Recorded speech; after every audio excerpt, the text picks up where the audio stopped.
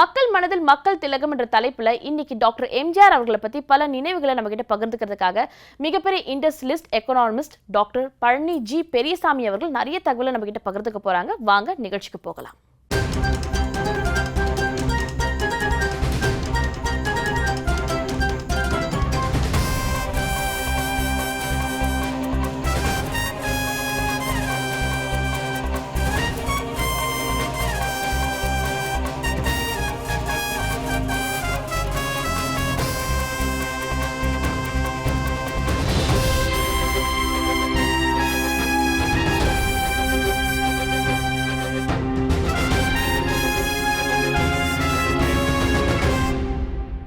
Doctor Palani G Periyasamy அவர்கள் முதல்ல எம்ஜிஆர் அவர்களை எங்க சந்திச்சார், எப்படி சந்திச்சார், அந்த தருணம் எப்படிப்பட்ட ஒரு தருணமா இருக்கு நம்ம கிட்ட பகிர்ந்துக்கிறார். வாங்க கேட்கலாம்.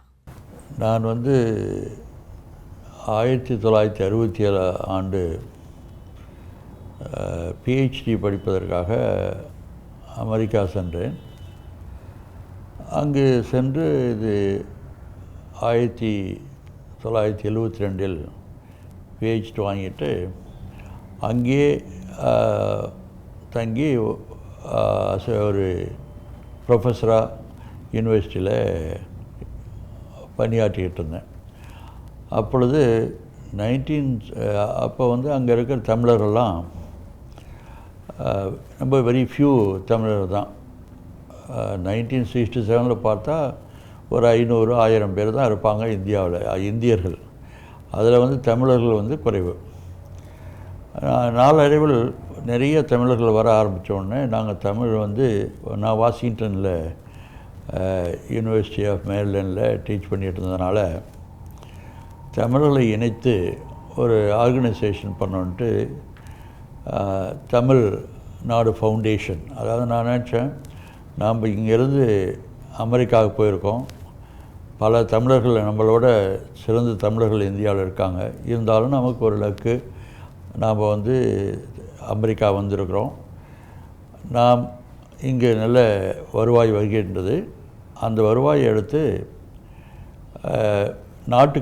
தமிழ்நாட்டுக்கு செலவு செய்யணும், சேவை செய்யணுங்கிறதுக்காக தமிழ்நாடு ஃபவுண்டேஷன் ஆஃப் யூஎஸ்ஏன்னு ஒன்று அமைச்சோம் 1974. அதுக்கப்புறம் தமிழர்களை இணைத்து அங்கே கல்ச்சுரல் ஆக்டிவிட்டீஸ், அதாவது dance program, get together, religious activity, இதுக்காக Tamil cultural association Washington, Virginia, மேரிலாண்டுன்னு ஆரம்பித்தோம். அப்பொழுது தான் நம்ம தலைவர், புரட்சி தலைவர் 1977 அமெரிக்கா வந்தாங்க. அமெரிக்கா வரும்பொழுது அவர் he was then elected as a chief minister. அப்போ ரெண்டாவது முறை வரார். வரும்பொழுது எனக்கு ஒரு கால் வந்தது இந்தியன் எம்பசிலேருந்து, உங்கள் தமிழ்நாட்டினுடைய முதல்வர் வராரு அமெரிக்காவுக்கு, நீங்கள் தமிழ்ச் சங்கத்தினுடைய தலைவராக இருக்கிறதுனால நீங்கள் அவரை வரவேற்கணும் அப்படின்னு சொன்னாங்க. அவருக்கு அமெரிக்கன் கவர்மெண்ட்டு அவங்களும் சொன்னாங்க, சரி நீங்கள் you may want to receive him அப்படின்ட்டு. ஏன்னா அப்போ தான் தலைவர் அவர்கள், புரட்சி தலைவர், இது பகாஸ் பேஸ்ட், அதாவது கரும்பு சக்கையிலிருந்து பேப்பர் பண்ணலாம், நியூஸ் பிரிண்ட் பண்ணலாங்கிறது கான்செப்ட்.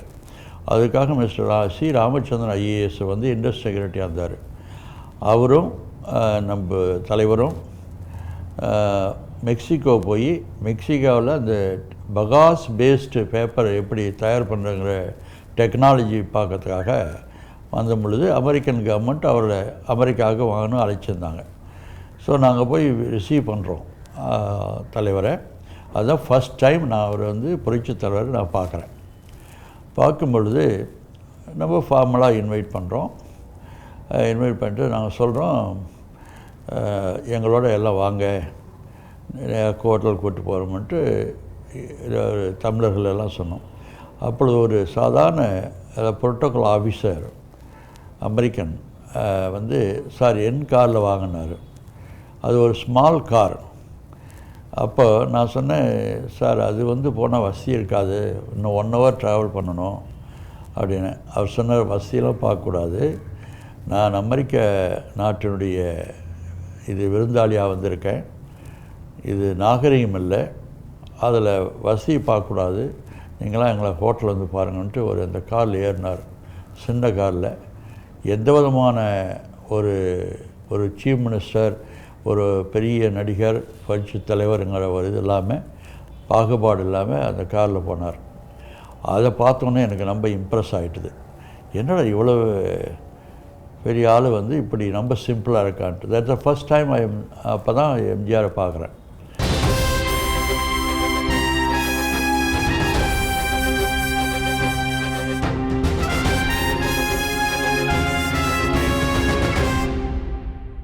அப்புறம் ஹோட்டலில் போய் பார்த்தோம். ஹோட்டல் அவர் சொன்னார், ஒரு சில காரணங்களாக அவரோட இவர் சித்ரா கிருஷ்ணசாமி, உதயமூர்த்தி, டாக்டர் உதயமூர்த்தி, மணியன், இதயம் பேசுகிறது ஆசிரியர் மணியன் எல்லாம் வந்திருந்தாங்க. அப்பொழுது தலைவர் கேட்டுட்டார், நீங்கள் அமெரிக்காவில் இன்னும் ஒரு வாரம் இருக்கேன், அமெரிக்க ப்ரோக்ராம் எல்லாத்தையும் நீங்கள் கவனிச்சுக்கணுன்ட்டு. சரின்ட்டு அதெல்லாம் கவனித்து அப்பொழுது சொன்னார், என்னென்னா நம்ம ஊரில் மலேரியா, டியூபர்குலோசிஸ், லெப்ரசி இதெல்லாம் இருக்குது. அதுக்கு ஒரு ஜான்ஸ் ஹாப்கின்ஸ் யூனிவர்சிட்டியில் இன்ஃபெக்ஷஸ் டிசீஸ் இப்போ ஸ்கூல் ஆஃப் பப்ளிக் ஹெல்த் இருக்குது, அதுக்கு ஏற்பாடு பண்ணுங்கனார். அங்கே போனோம். அங்கே போகும்பொழுது ரொம்ப கூர்ந்து கவனித்தார்.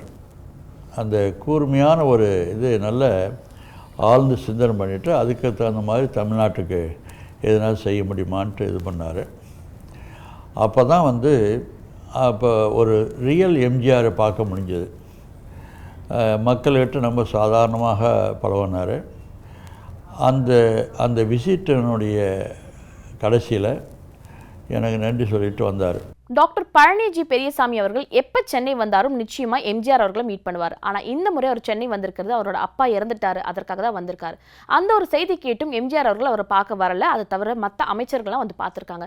எல்லா முறையும் வரக்கூடிய எம்ஜிஆர் அவர்கள் இந்த முறை வரலையே, எதற்காகன்னு சொல்லி விசாரிச்சப்போ தான் தெரிஞ்சிருக்கு அவர் உடல்நலக்குறைவு ஏற்பட்டு ஹாஸ்பிட்டலில் அட்மிட் ஆயிருக்காருன்னு சொல்லிட்டு. எந்த அளவுக்கு உடல்நலக்குறைவு ஏற்பட்டிருக்குன்னு சொல்லி விசாரிச்சிருக்காரு. நீங்கள் நிச்சயம் நேரடியாக சந்திங்கன்னு சொல்லப்போ இல்லை, நான் அவரை டிஸ்டர்ப் பண்ண விரும்பல, அவர் ஓய்வு எடுக்கட்டும் சொல்லிட்டு ஒரு யூஎஸ் கிளம்பி போயிருக்காரு. போகும்போது ஒரு நம்பர் கொடுத்து ஏதாவது உதவி வேணும்னா இந்த நம்பருக்கு கால் பண்ணுங்கன்னு சொல்லிட்டு அவர் மென்ஷன் பண்ணியிருக்காரு. அந்த நம்பருக்கு கால் பண்ணி அவங்க என்ன சொல்லியிருக்காங்கன்னா, எம்ஜிஆர் அவர்களோட உடல்நிலை ரொம்பவே கவலைக்கிடமாக இருக்குது, ஏதாவது உதவி செய்ய முடிஞ்சால் நீங்கள் நிச்சயம் செய்யுங்க அப்படின்னு சொல்லியிருக்காங்க. இந்த செய்தியை கேள்விப்பட்ட உடனே வித்தின் 48 ஹவர்ஸில் 4 சிறப்பு மருத்துவர்களை ஒரு சென்னை அனுப்பியிருக்காரு. சென்னை அனுப்பும்போது இந்த மருத்துவர்கள்கிட்ட அவர் என்ன சொல்லியிருக்காருன்னா, நீங்கள் சந்திக்க போகிற ஒரு மனிதர் மாமனிதர், கடவுளுக்கு நிகரானவர் அப்படின்னு சொல்லியிருக்காங்க. ஆனால் அந்த டாக்டர்ஸ் சென்னை பார்த்துட்டு எம்ஜிஆரை பார்த்து என்ன சொல்லியிருக்காங்கன்னா, கடவுள் மாதிரி கிடையாது, இவர் கடவுளே தான் அப்படின்னு சொல்லியிருக்காங்க. அது மட்டும் இல்லாமல் இவரை சென்னையிலிருந்து குணப்படுத்த முடியாது, நிச்சயம் அவரை யூஎஸ் கூட்டு வரணும்னு சொல்லியிருக்காங்க. ஸோ அவரை எப்படி யூஎஸ் கூட்டு போயிருக்காங்கன்றதை பற்றி அவரே நம்ம கிட்ட பகிர்ந்துக்கிறாரு. வாங்க கேட்டு தெரிஞ்சுக்கலாம். இந்த முறை நான் இந்தியாவுக்கு வந்தாலும் நான் தலைவரை பார்க்காம இருக்க முடியாது. தலைவர் தான் என்னை ரிசீவ் பண்ணுவாங்க, தலைவரோடு சாப்பிடுவேன். இது மாதிரி இந்த நட்பு என்பது 1977 ஏற்பட்டது. அது தொடர்ந்து வந்துகிட்டு இருந்தது. அப்பொழுது தான் 1984 1984 நாங்கள் எங்கள் ஃபாதர் இறந்து போயிட்டார், அதுக்காக வந்திருந்தேன். அப்பொழுது தலைவர் நார்மலாக இது மாதிரி இதெல்லாம் உடனே வந்துடுவார். அவர் வர முடியாமல் ஒரு 4 அமைச்சர்களை அனுப்பி வச்சார். அந்த இறுதிச் சடங்களை நான் பிறந்தது நாமக்கல் மாவட்டத்தில் முதுகாப்பட்டி என்ற கிராமம். அங்கே அமைச்சர்களை அனுப்பி வச்சார். நான் என்னடா ஆச்சரியப்பட்டேன்.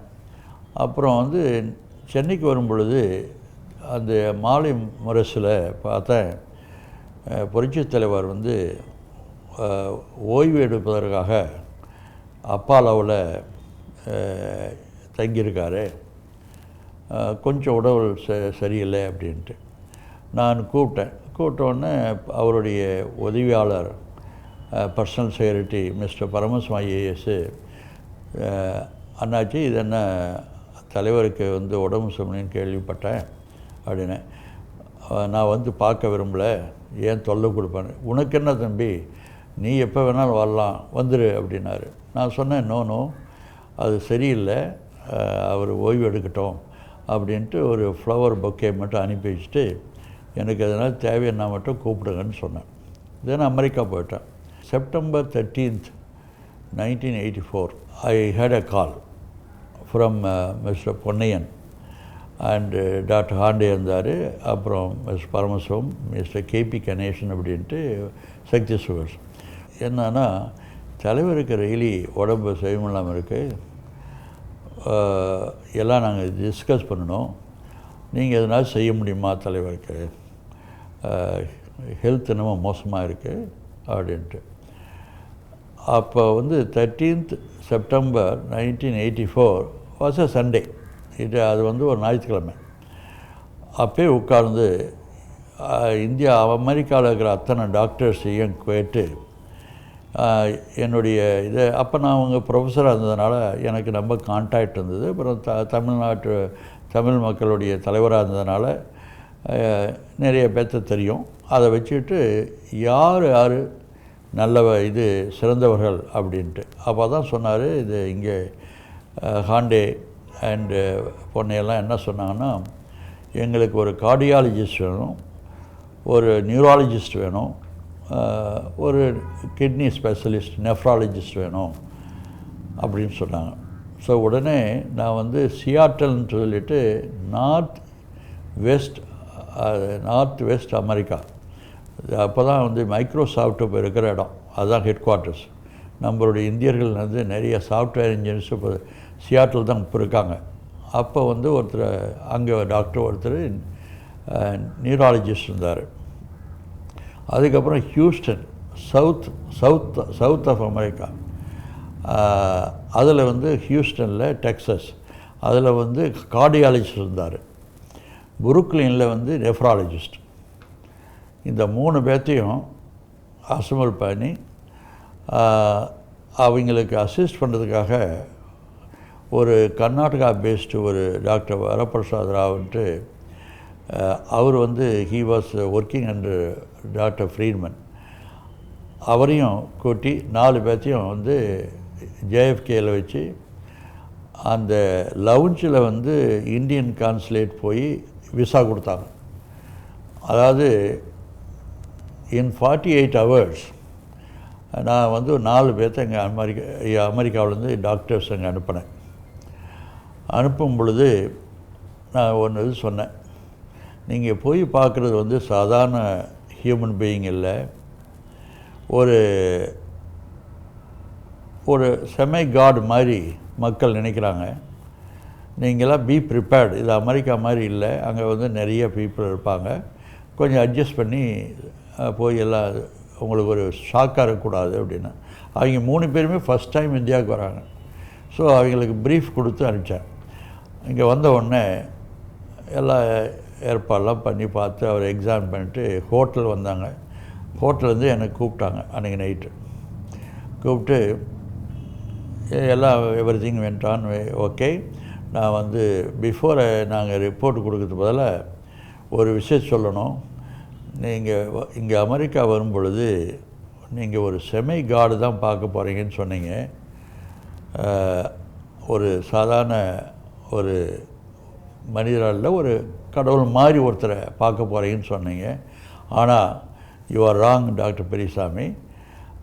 அவர் உண்மையிலே காடு வர மேலே உங்கள் மக்கள் அவ்வளோ தூரம் எங்களால் உள்ளுக்கே போக முடியாத அளவுக்கு மக்கள் கும்பல் அவ்வளோ தூரம் they're all in love with your chief minister அப்படின்னு சொன்னாங்க. அப்போ தான் என்ன வந்து தென் தே ரெக்கமெண்டட் அவரை சேவ் பண்ணுறதுன்னு சொன்னால் நீங்கள் வந்து அமெரிக்காவுக்கு கூப்பிட்டு வந்தால் தான் முடியும் ட்ரீட்மெண்ட்டு, அதுக்கு ஏற்பாடு பண்ண முடியுமான்னாரு. அதுக்கப்புறம் தான் நாங்கள் வந்து ஏற்பாடு பண்ணி அவர் வந்து நவம்பர் 1984 நினைக்கிறேன் அவரை வந்து அமெரிக்காவுக்கு கூப்பிட்டு வந்தோம்.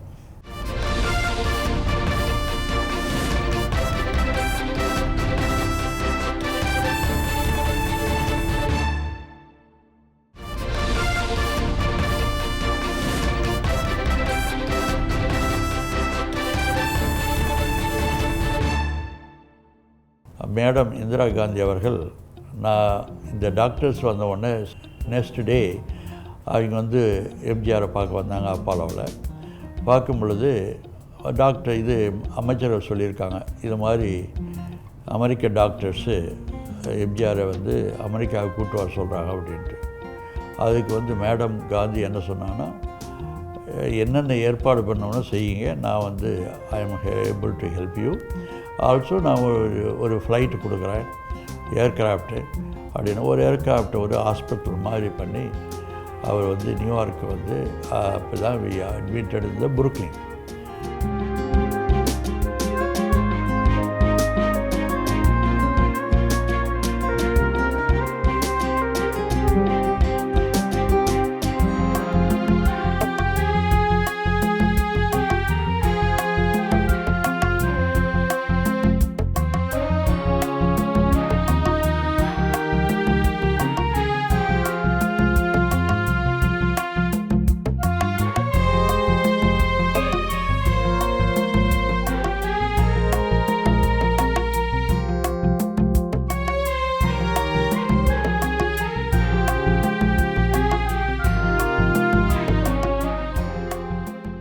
புருக்லின் கொண்டு வரும் பொழுது ஆல்மோஸ்ட் அவர் டெட்டாக அலைவான தெரிய முடியாது. நம்ம கோமாட்டிக் கண்டிஷன் தான் வந்தார்.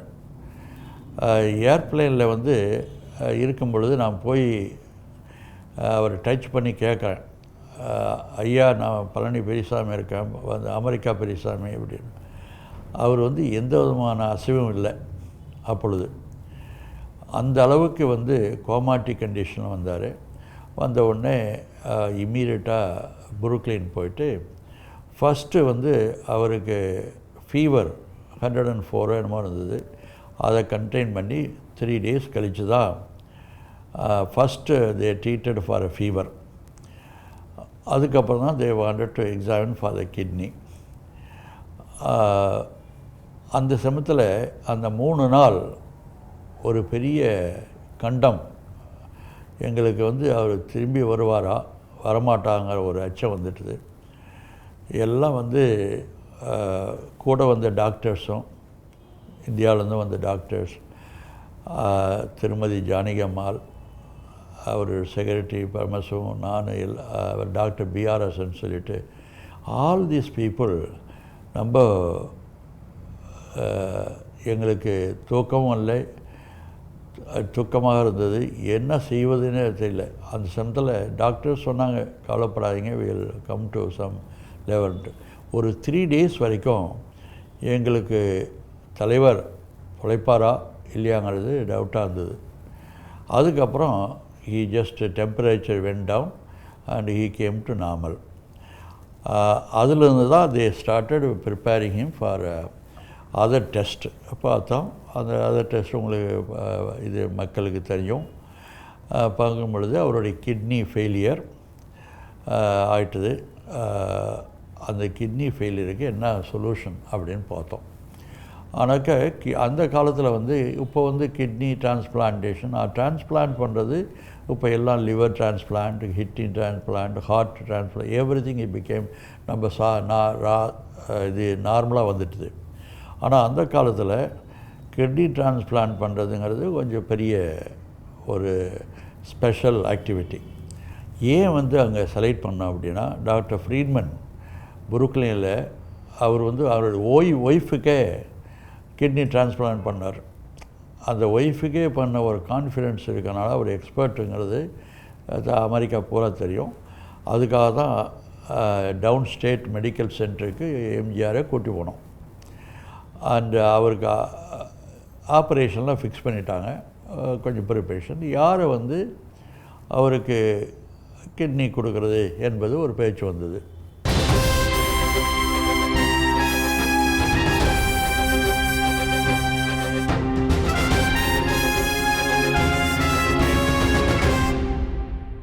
மக்கள் திலகம் எம்ஜிஆர் அவர்களுக்கு சிறுநீரக மாற்று அறுவை சிகிச்சை செய்ய போறாங்கன்ற விஷயம் இந்தியாவில் இருக்க எல்லாருக்குமே தெரியும்.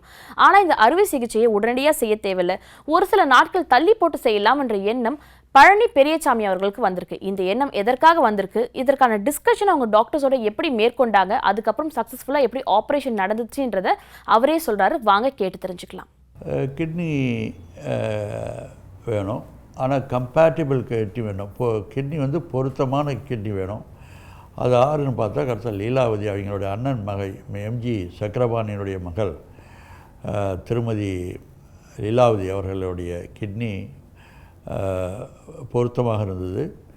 ஸோ அந்த அம்மா அவருடைய கிட்னியை போடலாம் அப்படிங்கிறத முடிவு பண்ணியாச்சு. அவங்கள உடனே நம்ம இந்தியாவிலேருந்து வரவழைச்சி அதுக்கு வேண்டிய ஏற்பாடெலாம் பண்ணோம். இதுதான் ஒரு பெரிய உடனே வந்து டாக்டர்ஸ் வந்து ஃப்ரீட்மன் வந்து ஃபிக்ஸ் பண்ணிட்டார் டேட்டை. டாக்டர் கலீல் பட் அப்படிங்கிறவர், அவர் பாகிஸ்தானி. அவர் 2500 ஆப்ரேஷன் பண்ணியிருக்காரு அதுக்கு முதல்ல, அந்த அளவுக்கு ஃபேமஸ்ஸு. அவர் வந்து தான் இவருக்கு கிட்னி டிரான்ஸ்பிளான்ட் பண்ணுறதாக முடிவு பண்ணியாச்சு. எனக்கு என்னமோ எனக்கு ஒரு அச்சம் வந்துடுது மனசில், நம்ம குயிக்காக ஆப்ரேட் பண்ணுறாங்களான்ட்டு. நான் வந்து I am not a medical doctor, நான் வந்து எக்கானமிஸ்ட்டு, ஐ எம் ஒன்லி பிஹெச்டி. ஆனால் அவங்கெல்லாம் மெடிக்கல் டாக்டர்ஸ். நான் எப்படி மெடிக்கல் ஒப்பீனியனை வந்து இன்டர்வியூ பண்ணுறதுன்ட்டு எனக்கு இன்ட்யூஷன், அதாவது மனசில் வந்து தோணுச்சு. உடனே மிஸ்டர் பரமசிவம் ஐஏஎஸ் கிட்ட நான் சொன்னேன், அண்ணாச்சி எனக்கு என்னமோ அவசரப்பட்டு கிட்னி டிரான்ஸ்பிளான்ட் பண்ண போகிறாங்களாட்டுக்கு தலைவருக்கு, அது எனக்கு என்னமோ சரியாக இல்லை அப்படின்னு சொன்னேன். அவரும் ஒத்துக்கிட்டார். தம்பி என்ன செய்கிறதுன்ட்டு நாங்கள் 2 பேரும் கலீல் பட்டுக்கிட்டு போனோம். டாக்டர் கலீல் பட்டுக்கிட்ட அவர் பாகிஸ்தானி இருக்கிறனால கொஞ்சம் இந்தியன் இந்த நம்மளுடைய கல்ச்சர்லாம் தெரியும். அவர்கிட்ட போய், டாக்டர் பட் உங்கள்கிட்ட தனியாக பேசுகிறோம், எனக்கு என்னமோ வந்து நான் மெடிக்கல் ஒப்பீனியன், நீங்கள் வந்து ரஷ் பண்ணி ஆப்ரேஷன் பண்ணுறதாக எனக்கு ஒரு ஃபீலிங் இருக்குது. அதனால் இது வந்து உங்களுடைய ஐடியா என்ன, கொஞ்சம் போஸ்ட்போன் பண்ண முடியுமான்னு கேட்டேன். அதுக்கு அவர் சொன்னார், நானும் அப்படி தான் நினைக்கிறேன், பட் இப்போ பண்ணாலும் ஒன்றும் பாதகம் இல்லை அப்படின்னாரு. ஏன்னா அவர் வந்து இஸ் ஒர்க்கிங் அண்டர், ஏன்னா அவருடைய நெஃப்ராலஜிஸ்ட் வந்து டாக்டர் ஃப்ரீட்மன், அவர் சொல்கிறதுக்கு தான் அவர் தான் இவரை ஹையர் பண்ணுறாரு டு ஆப்ரேட். ஸோ இவர் இண்டிபெண்ட்டாக he cannot make a decision. So அதனால் டிப்ளமேட்டிக்காக சொன்னார். நான் உடனே சொன்னேன், இல்லைங்க போஸ்ட்போன் பண்ணுறது தான் பரவாயில்ல அப்படின்ட்டு. இந்தியாவில் எல்லாம் அனௌன்ஸ் பண்ணிட்டாங்க, இது கிட்னி ஆப்ரேஷன் ஆகுது, இந்த டேட்டில் ஆகுதுன்ட்டு பூஜை கேஜெல்லாம் செய்ய ஆரம்பிச்சிட்டாங்க. நான் வந்து எப்படி ஸ்டாப் பண்ணுறதுன்னு முடிவு பண்ணேன். அமெரிக்காவில் டாக்டர் நஜாரியன் அப்படிங்கிறவர் விஸ்கான்சினில், அதாவது மிட்வெஸ்ட், அதில் வந்து யூனிவர்சிட்டி ஆஃப் விஸ்கான்சினில் ஃபேமஸ் டாக்டர். அவர் தான் வந்து நெஃப்ராலஜிக்கு ஒரு ஃபாதர் ஆஃப் நெஃப்ராலஜி மாதிரி. அவரை ஒப்பீனியன் கேட்கணுன்னு எனக்கு ஆசை. அதனால் அவரை வந்து கூப்பிட்டேன். ஒரு ஆச்சரியம் என்னென்னா, அவர் கூப்பிடும்பொழுது த்ரூ மை ஃப்ரெண்ட்ஸ் எனக்கு கான்டாக்ட் கிடைச்சது. அது கூப்பிட்டு இது மாதிரி சொன்னேன். நான் கூப்பிடும் பொழுது ஒரு ஸ்டேடியத்தில் அவருடைய சன் பால் கேம் விளையாண்டுட்டு இருந்தார் ஒரு மேட்ச்சில், அதை வாட்ச் பண்ணிகிட்டு இருந்தார். அப்போ இவர் தனியாக கூப்பிட்டு சொன்னேன், இது மாதிரி எங்கள் ஊரில் ஒரு ஃபேமஸ் சீஃப் மினிஸ்டர் இப்போ வந்து புருக்லின் இருக்கார், அவருக்கு நீங்கள் ஒப்பீனியன் கொடுக்கணும், அதனால் நீங்கள் எதனாச்சும் வந்து புருக்லின் வந்து ஹெல்ப் பண்ண முடியுமான்னு கேட்டேன். அவர் சொன்னார், நான் வந்து நீங்கள் சொன்ன உடனே நான் வர முடியாது, ஹாஸ்பிட்டல்லேருந்து இன்விடேஷன் வரணும், அவங்க வந்தால் தான் நான் வர முடியும்னு சொன்னார். முதல்ல டாக்டர் நஜாரின் வந்து வரேங்கிறதே பெரிய பெரிய பெரிய பெருந்தன்மை, அதே ஒரு பெரிய லக் எங்களுக்கு. ஏன்னா அந்த ஆள் வந்து very difficult to get him. அது because of my contact he was able to agree. அப்போ நான் சொன்னேன், நீங்கள் வந்துடுங்க, புறப்பட்டு வாங்க, நான் ஏற்பாடு பண்ணுறேன்னு சொல்லிவிட்டு நான் அதுக்குள்ளே உங்களுக்கு பர்மிஷன் கேட்டேன் அப்படின்ட்டு அவர் வந்து இறங்கினார் நியூயார்க்குக்கு. அந்த ஏர்போர்ட்டில் நானும் பரமசிவம் மட்டும் மீட் பண்ணி அவர் ரிசீவ் பண்ணிவிட்டு காரில் ப்ரீஃப் பண்ணுறோம். எம்ஜிஆர் பற்றி யார், எப்படி, என்ன ப்ராப்ளம், எப்படி மக்கள்லாம் தவிச்சிட்ருக்காங்க, இங்கே ப்ரே பண்ணிகிட்ருக்காங்க அப்படிங்கிறதா சொல்லிவிட்டு அப்போ வந்து டாக்டர் ஃப்ரீட்மன் நான் கூப்பிட்டு இப்படி டாக்டர் நஜாரியன் வந்திருக்காரு டவுனில், நியூயார்க்கில். அவரை வந்து நாங்கள் எங்கள் தலைவரை வந்து பார்க்குறதுக்கு நீங்கள் பர்மிஷன் கொடுக்கணும். அவர் என்னோடய ஃப்ரெண்டு மூலமாக வந்திருக்காரு, இங்கே வந்திருக்கனால இங்கே கூப்பிடலான்ட்டுருக்கன்ட்டு சொல்லி ஒரு நாசுக்காக சொன்னோம். சொன்னோடனே ஃப்ரீட்மேன், ஓ அந்த ஆள் அவ்வளோ பெரிய ஆள் இருக்கார், டவுனில் இருக்கார், எங்கள் தலைவர் நெஃப்ராலஜி அசோசியேஷனுக்கு, அவர் கூட்டுவாங்கன்ட்டார். போன உடனே டாக்டர் நஜாரியன் எக்ஸாம் பண்ணார். யார் இது? எம்ஜிஆரை பண்ணிவிட்டு ஒரு 1/2 hour அவங்கள மட்டும் Friedman, doctor Khalil but and doctor Najarian எல்லாம் கம்ப்ளீட்டாக ஒரு 1/2 hour 1 hour கழித்து வெளியே வந்து சொன்னார். என்ன சொன்னார்னா, உங்கள் CM is not fit to be operated. என்ன அவருக்கு வந்து இன்னும் 2 வாரம் போஸ்ட்போன் பண்ணணும், அவர் ப்ரிப்பேர் பண்ணி தான் ஆப்ரேட் பண்ணுறது பெட்டர் அப்படின்னு சொன்னார். இதை நான் வந்து ஏன் விளக்குறேன்னா, எனக்கு அந்த ஒரு வாரத்தில் வாழ்க்கையில் நான் அனுபவிக்க முடியாத துன்பத்தை அனுபவித்தேன். ஏன்னா அவர் ஆப்ரேட் பண்ணி எதனாச்சும் நிகழக்கூடாத நிலந்துதான் எல்லாம் என்ன சொல்லுவாங்கன்னா, இவர் வந்து டாக்டர் இல்லாத ஆள், இவரை நம்பி அமெரிக்கா போய் எம்ஜிஆரை கொன்னுட்டாரு தான் மக்கள் விரும்புவாங்க. எப்பவுமே மக்கள் இம்மீடியட்டாக எது கேட்சப் பண்ணணும்னா நெகட்டிவ் தாட் தான் ஹேண்ட்ஸ் ஆகும். நான் ஏன்டா எல்லாம் சொல்கிறாங்க, ஏன் இந்த தொழில் இந்த முயற்சி எடுத்தீங்க, ஏன் இதில் போய் மாட்டிக்கிட்டீங்க அப்படின்னு எல்லா இடத்துலேருந்து ப்ரெஷர் வருது. நான் வந்து இரவு பகலாக எங்களுக்கெல்லாம் தூக்கம் வரல, எனக்கும் மிஸ்டர் பரமசிவத்துக்கும். ஏன்னா நாங்கள் ஃபேமிலி இல்லை. அவர் வந்து ஐஏஎஸ் ஆஃபீஸர், நான் வந்து அவருடைய friend. If anything cos wrong எங்களை 2 பேர் என்னை தான் ப்ளேம் பண்ணுவாங்க. இது மாதிரி ஒரு தெரியாத ஆளுக்கிட்ட போய் அவர் கொண்டு போய் மாட்ட வச்சு வந்து இவருக்கு வந்து நிகழக்கூடிய நிகழ்ச்சி நடந்துட்டுன்னு சொல்லுவாங்க. அப்படியே உயிர் மேலே பிடிச்சிக்கிட்டு இருந்தனால நஜாரியன் வந்து சொன்னார், இந்த 2 வாரம் கழித்து தான் போடணும்னு சொன்னோடனே எங்களுக்கு உயிர் வந்தது. அதுக்கப்புறம் தான் எம்ஜிஆர் வந்து 2 weeks கழித்து கிட்னி டிரான்ஸ்பிளான்ட் பண்ணோம், சக்ஸஸ்ஃபுல்லாக முடிஞ்சது. டாக்டர் பழனி ஜி பெரியசாமி அவர்கள் டாக்டர் எம்ஜிஆர் அவர்களுக்கு புருக்லின் மருத்துவமனையில் கொடுத்த சிகிச்சை பற்றியும், எதற்காக அந்த சிகிச்சை கொடுத்தாங்கன்றது பற்றியும் இன்னைக்கு நிகழ்ச்சியில் விலாவரியாக சொல்லியிருக்காரு. இன்னும் பல தகவலை இனிவரும் நிகழ்ச்சிகளை கேட்டு தெரிஞ்சுக்கலாம் வாங்க.